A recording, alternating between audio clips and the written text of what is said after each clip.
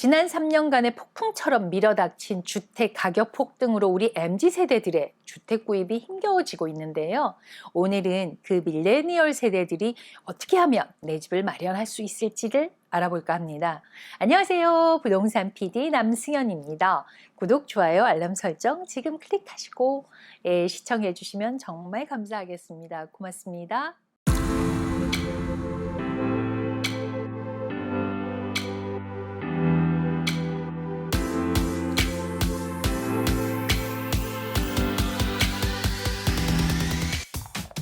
지난해에 이자율이 급상승을 하면서 주택시장에도 다소 주춤해지고요. 또 가격 하락 현상도 일어나면서 많은 바이어들은 더 추락하길 바라고 있기도 하죠.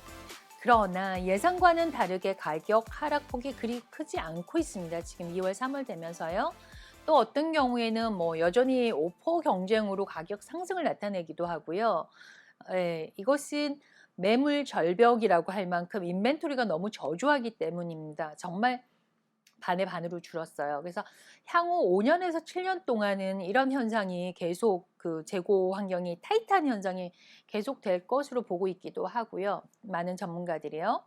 네, 현재 주택 소유자의 약 75%가 4% 미만의 모기지를 가지고 있고 모기지 이자가 내려간다고 하더라도 3% 이하가 되지 않는다면 굳이 이사 갈 이유가 없기 때문에 인벤토리가 매우 부족한 현상을 나타내고 있기도 합니다. 이런 상황에서 밀레니얼 세대들의 드림홈을 어떻게 마련할 수 있을지에 대한 5가지로 한번 생각을 해보겠습니다. 첫 번째요. 내가 집을 사기 위해서는 학자금 대출이라든지 기타 부채 상환이 있죠. 그러니까는 크레딧 카드 같은.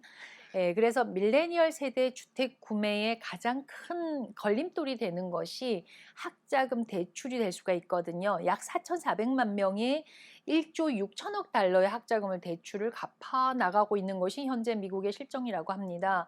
그리고 평균 학자금의 부채는 졸업생당 한 3만 5천 불 정도 된다고 하네요. 그래서 이렇게 최근 나온 학자금 면제 만불을 받게 된다면 좀 더 도움이 되지 않을까 합니다. 네, 학자금 면제 만불을 받게 되면 큰 도움이 될 듯한데요. 집을 사는 것이 가장 비싼 구매이기 때문에 집을 사기 이전에 부채를 없애야 한다라는 말씀을 좀 드리고 싶고요.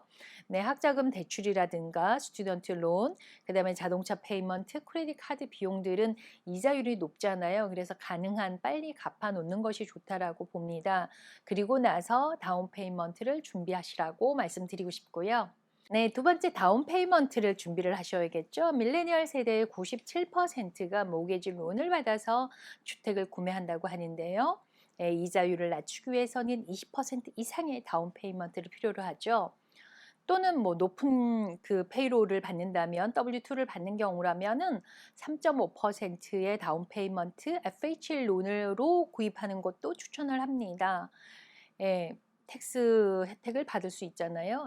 다운 페이먼트를 혼자 준비하는 것보다는요, 가족과 함께 하시는 게 좋습니다. 실제로 밀레니얼 세대의 주택 구매자 4분의 1 정도는 가족이나 친척의 도움을 받았다고 합니다.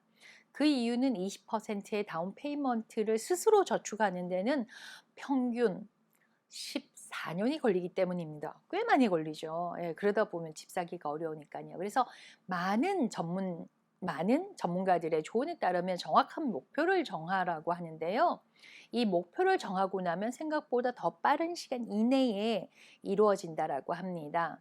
예를 들어 50만 불의 집에 타운홈을 구입을 했을 때 FHA 론으로 3.5% 다운 페이먼트를 한다면 17,500불을 준비하시면 되고요. 거기에 클로징 코스트가 필요합니다. 70만 불의 집을 구입하신다면 24,500불의 다운 페이먼트 플러스 클로징 비용을 필요로 하겠죠. 또 좋은 것은 FHA 론이 모기지 보험이 좀 높았었는데요. 2023년부터 0.85에서 0.5%로 낮춰졌습니다. 아주 좋은 소식입니다. 네. 세 번째는 부동산 구입에 필요한 도움을 받을 수 있으면 도움을 받으세요라고 말씀을 드리는데요. 부동산 구입에 대한 것은 인터넷 서치를 하면 쉽게 접근을 할 수 있을 거예요. 그리고 제가 첫 주택 구매자 영상 올려놨으니까 참조를 하시면 되고요. 근데 무엇보다 좋은 부동산 전문가를 만나는 것이 중요하다고 할 수 있겠죠. 밀레니얼 세대들은요, 자신이 하는 일을 잘 아는 전문가와 함께 일하는 것을 더욱 필요로 하고 또 중요하게 생각한다고 합니다. 수년간의 경험을 제공하고 또 구매자에게 적합한 주택에 대한 많은 정보를 찾을 수 있을 만큼 시장을 잘 아는 리얼터를 찾으세요라고 말씀을 드리고요. 이런 리얼터는 교사와 같은 마음을 가지고 여러분의 요구사항을 좀 경청하고 또 질문에 답변을 잘해주는 부동산 전문가와 파트너가 되시기를 바라겠습니다. 좋은 에이전트는요, 자신의 은행 계좌가 아니라 구매자의 은행 계좌에 더 관심이 많다라고 합니다.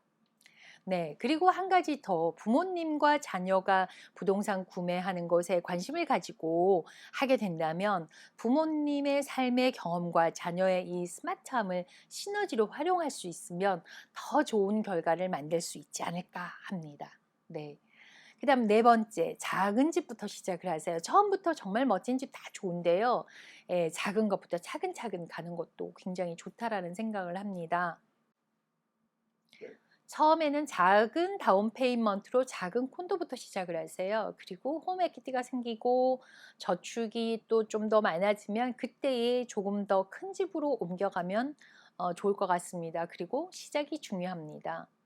밀레니얼 세대들이 목표로 하는 그 저렴한 주택 가격은 2012년 이후, 그러니까 코비드 이전까지만 하더라도 연평균 8%가 상승을 했고요. 고가 주택은 5%가 상승했다는 것을 참고로 하시면 좋겠습니다.